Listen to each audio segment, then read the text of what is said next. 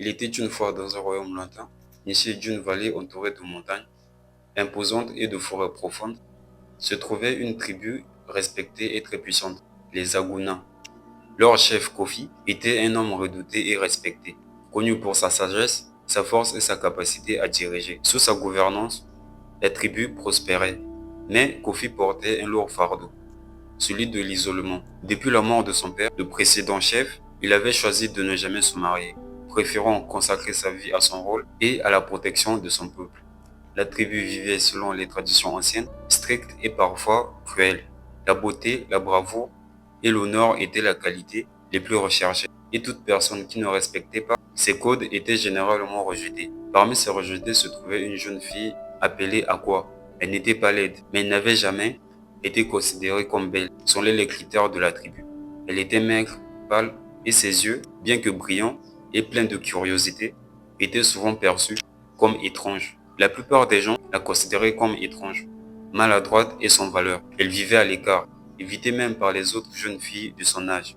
Sa mère, une guérisseuse respectée, avait toujours tenté de lui inculquer la sagesse des plantes et des remèdes, mais cela n'avait jamais suffi à la faire accepter de la communauté. Ses talents étaient ignorés et sa présence dans les rassemblements du village était souvent marquée par des murmures et des rires à ses dépens.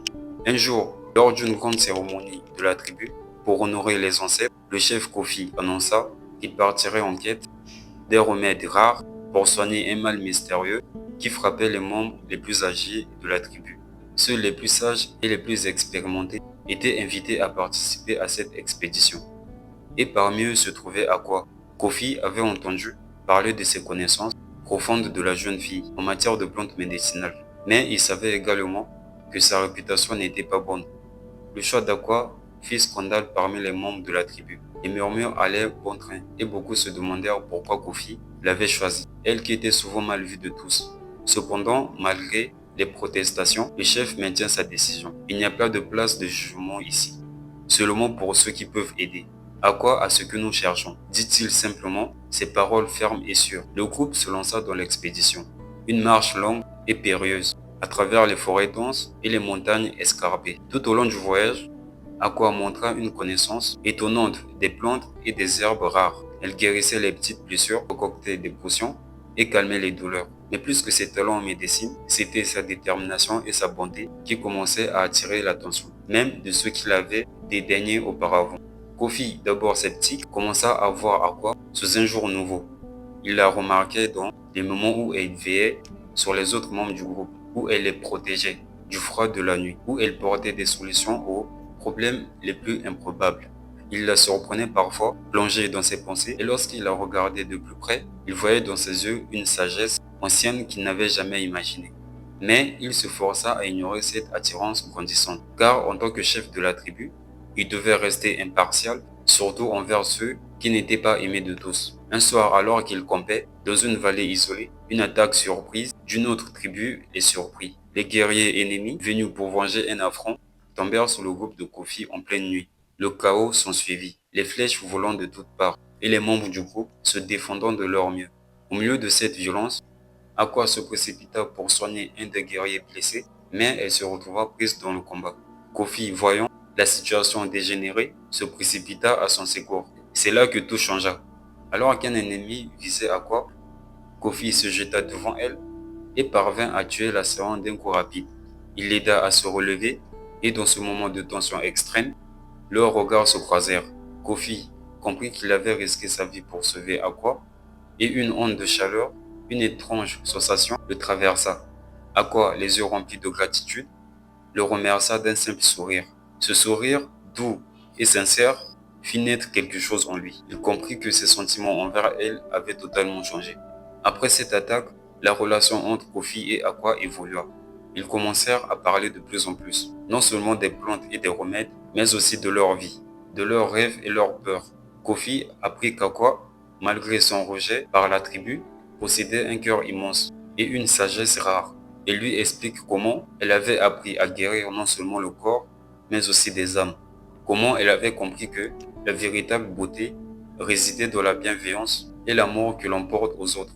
Ils réussirent à trouver le remède grâce à la connaissance de Aqua. Le retour à la tribu fut un moment décisif.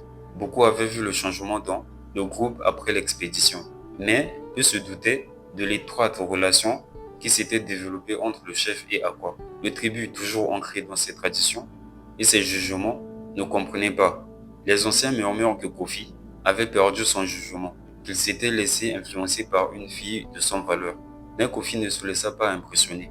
Lors d'une grande cérémonie, il se présenta devant tout le monde et annonça qu'il avait pris une décision importante. J'ai trouvé la véritable force. Ce n'est pas dans les muscles ou dans la réputation, mais dans la sagesse et l'amour sincère. Aqua n'est pas celle que vous croyez. Elle a sauvé ma vie et celle de la tribu. Il se tourna vers elle et devant tous les membres de la tribu, il la prit par la main. C'est elle que je choisis comme compagne. Le murmure se transforma en silence. Les regards inquisiteurs de la tribu fixaient Kofi et Aqua. Mais cette fois, il n'y avait pas de retour en arrière. Le chef avait fait son choix. Et en choisissant Aqua, il rejetait les vieilles croyances qui séparaient les accepter et les rejeter. Au fil des mois, le peuple des Aguna commença à voir la sagesse de cette décision.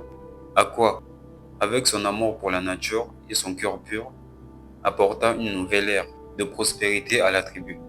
Elle apprit aux enfants des secrets oubliés, et les membres de la tribu commencèrent à comprendre que la vraie beauté ne réside pas dans l'apparence, mais dans ce que l'on porte à l'intérieur. Kofi et Aqua devinrent des leaders de la tribu, non seulement par leur force, mais surtout par leur compassion. Leur amour né dans l'adversité et l'incompréhension devint un symbole de changement et de renouveau pour toute la communauté. Et ainsi, la tribu des Aguna prospéra sous leur gouvernance, montrant au monde que l'amour, la sagesse et la bienveillance peuvent surmonter même les plus anciennes traditions.